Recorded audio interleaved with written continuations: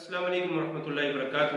ناظرین، جیسا کہ آپ کے علم میں ہے کہ ہم کسی نہ کسی ٹاپک کے اوپر بات کرتے ہیں اور شریعت کی روشنی میں اس چیز کو سمجھنے کی کوشش کرتے ہیں، کیونکہ جو ہمارا ایک دعویٰ ہے کہ ہماری شریعت، ہمارا اسلام جو ہے وہ مکمل ضابطۂ حیات ہے اور وہ ہر چیز میں ہماری رہنمائی فراہم کرتا ہے ہمیں، تو یقیناً ہر چیز میں وہ ہماری رہنمائی کرتا ہے۔ مثلاً آج کا دن 16 دسمبر جو ہے یہ ہمیں کچھ چیزوں کی یاد دلاتا ہے۔ نمبر ایک یہ کہ آج سے کئی دہائیوں قبل پاکستان دو لخت ہو گیا۔ اس کے اندر کیا ہوا، کیا نہیں ہوا اور کس کی غلطی تھی، کس کی غلطی نہیں تھی، یقیناً یہ باتیں سب کچھ کتابوں میں لکھا ہوا ہے۔ اکثر ہم اس بارے میں ڈیبیٹس بھی سنتے رہتے ہیں، باتیں بھی ہوتی رہتی ہیں، تو ہم ابھی تفصیلی بحث کے اندر نہیں پڑھیں گے۔ تو بس اتنی بات ضرور ہے کہ آج ایک بہت ہی برا سانحہ جو کہ پاکستان کی تاریخ کا بہت بڑا سانحہ تھا، وہ یہ تھا کہ پاکستان دو لخت ہوا اور بنگلہ دیش کے نام سے ایک نیا ملک یعنی مارز وجود میں آیا۔ اب وہ کس حال میں ہے، کس حال میں نہیں ہے، ہمارا ایک مسلمان ملک ہے، ہمارے بھائیوں کا ملک ہے، تو ہماری ان کے لیے تو یہی دعا ہے کہ اللہ تعالیٰ تمام مسلم ممالک کو خوشحال رکھے اور ان کو خوب ترقیاں نصیب فرمائے۔ دوسری چیز یہ ہے کہ آج کے دن جو ہے وہ سانحہ APS کچھ سال قبل ہوا، جس کے اندر پشاور اٹیک کے اندر کافی سارے بچے، معصوم طلباء شہید کر دیے گئے اور ان کو بے دردی سے مارا گیا، اور یقیناً اس کا زخم آج بھی ہمارے دلوں میں تازہ ہے کہ کس طرح معصوم کلیوں کو وہاں پر مارا جا رہا تھا اور کس بے دردی سے لاشوں کو گھسیٹا جا رہا تھا۔ یقیناً یہ ساری چیزیں ہمارے دل کے اوپر نقش ہیں اور یہ ہمیں جب بھی ہم سوچتے ہیں ہمیں بہت کچھ سوچنے پہ مجبور کر دیتی ہیں، اور ہم یہ سوچتے ہیں اور ہم اللہ تعالیٰ سے یہی دعا کرتے ہیں کہ یا اللہ آئندہ ایسا کبھی واقعہ پیش نہ آئے کہ کسی کا بچہ، کسی کا لختے جگر اسے چھین دیا جائے اور بے دردی سے مار دیا جائے۔ اور ہم یہ بھی دعا کرتے ہیں کہ اللہ پاکستان کو امن کا گہوارہ بنا اور اس کو امن و امان کا ایک ایسا مرکز بنا کہ دنیا اس کی مثالیں دے۔ تو اس پہ ہمیں اللہ تعالیٰ سے بہت زیادہ دعائیں کرنی چاہیے۔ لیکن معاملہ یہ ہے کہ جس طرح صبح سے ہم سے سوالات کیے جا رہے ہیں کہ اس دن کو بلیک ڈے کے نام سے منایا جاتا ہے، کہا جاتا ہے یہ جی کالا دن ہے، اور کیونکہ اس دن ایک سانحہ پیش آیا۔ تو شریعت اس حوالے سے کیا رہنمائی فراہم کرتی ہے؟ تو بھائی شریعت بالکل واضح طور پہ رہنمائی فراہم کرتی ہے کہ اللہ تعالیٰ کے یہ سارے دن ہیں، اور کسی بھی دن کو بلیک ڈے کہنا یہ شریعت مطہرہ کی نظر میں کوئی قابل قبول بات نہیں ہے اور نہ ہی پسندیدہ بات ہے۔ بہت سارے لوگوں نے اس کے اوپر دلیل دی کہ بھائی آپ صلی اللہ علیہ وسلم نے بھی تو جس سال یعنی برست کے جیسے مشہور ہے، مورخین نے بعض نے 10 نبوی سال بتایا کہ جب آپ صلی اللہ علیہ وسلم کو نبوت مل گئی، اس کے 10ویں سال یہ واقعہ پیش آیا کہ آپ صلی اللہ علیہ وسلم کے چچا ابو طالب اور آپ صلی اللہ علیہ وسلم کی زوجہ مطہرہ جو کہ خدیجہ، حضرت خدیجہ الکبریٰ رضی اللہ تعالیٰ عنہا ہے، جو آپ صلی اللہ علیہ وسلم کی زوجہ اول بھی ہے،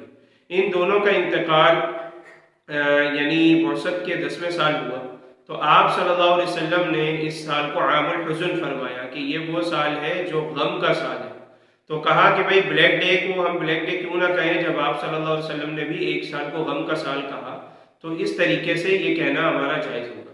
تو اس پہ ایک بات ہمیشہ یاد رکھیں کہ ہمارے استاد محترم فرمایا کرتے تھے کہ اگر ہم صرف غم منانے لگ جائیں تو ہم 1 منٹ کے لیے بھی کوئی کام نہیں کر سکتے، کیونکہ ہماری شریعت اور ہمارا اسلام جب سے 1400 سال سے وجود میں آیا ہے، آپ صلی اللہ علیہ وسلم کی شریعت مطہرہ، اس وقت سے لے کے آج تک کتنی لاکھوں کروڑوں قربانیاں دی جا چکی ہیں، اور کتنے گمنام لوگ ہیں اور کتنے ہزاروں لاکھوں مشہور سپہ سالار ہیں اور مسلمان ہیں، اور کس طریقے سے ان کی جانیں گئیں اور کس طریقے سے بے دردی سے ان کو شہید کیا گیا، سب اسلام کی خاطر۔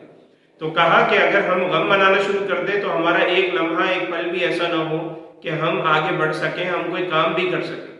تو فرمایا کہ ہمیں ہر چیز کو پیچھے رکھ کر آگے بڑھنا ہوگا، اور ہمیں اس حوالے سے نئے عزم اور جد و جہد کے ساتھ آگے بڑھنا ہوگا کہ اللہ جس طریقے سے ان عظیم لوگوں نے کام کیا، اسی طریقے سے ہم سے بھی کوئی کام نہیں۔ اب بات یہ ہے کہ آپ صلی اللہ علیہ وسلم نے اس کو عام الحزن کہا، تو غم کا سال کہا، لیکن ہمیں کہیں یہ نہیں ملتا کہ اس سے اگلے سال آپ صلی اللہ علیہ وسلم نے اس سال کو باقاعدہ طور پہ منایا ہو اور کہا ہو کہ چونکہ جی اس دن اور اس تاریخ کو یہ غم ہوا تھا لہٰذا آج ہم اس کو مناتے ہیں۔ پھر کوئی ایک غم کا پہاڑ تو نہیں ٹوٹا۔ حضرت حمزہ جیسے آپ صلی اللہ علیہ وسلم کے محبوب چچا شہید کر دیے گئے، جس پر اگر ہم تفصیل کے اندر جائیں تو ہمیں پتہ لگتا ہے کہ آپ صلی اللہ علیہ وسلم کو کتنا غم ہوا، بلکہ یہ تک بھی فرمایا کہ یعنی آپ صلی اللہ علیہ وسلم نے افسوس کیا، کہا کہ دوسروں کی لاشوں پر رونے والے ہیں، غم کرنے والے ہیں، میرے میرے چچا کی لاش پر کوئی غم کرنے والا اور کوئی رونے والا مجھے نظر نہیں آتا. یعنی بتانے کا مطلب یہ ہے کہ ہجرت ہو چکی تھی اور یعنی مکہ میں سارے رشتہ دار اعزاء و اقربا سب ادھر رہ گئے تھے. تو ظاہر ہے جو قریبی ہوتا ہے اس کو زیادہ دکھ ہوتا ہے, زیادہ غم ہوتا ہے. تو آپ صلی اللہ علیہ وسلم چونکہ حضرت حمزہ کے بہت قریبی تھے اور ظاہر ہے چچا بھتیجے کا تعلق تھا, تو یہ تک بھی معاملات ہوئے. پھر کس طریقے سے آپ صلی اللہ علیہ وسلم کے محبوب ساتھی شہید ہوتے رہے اور کس طرح اسلام جو ہے انہی قربانیوں سے آگے بڑھتا رہا.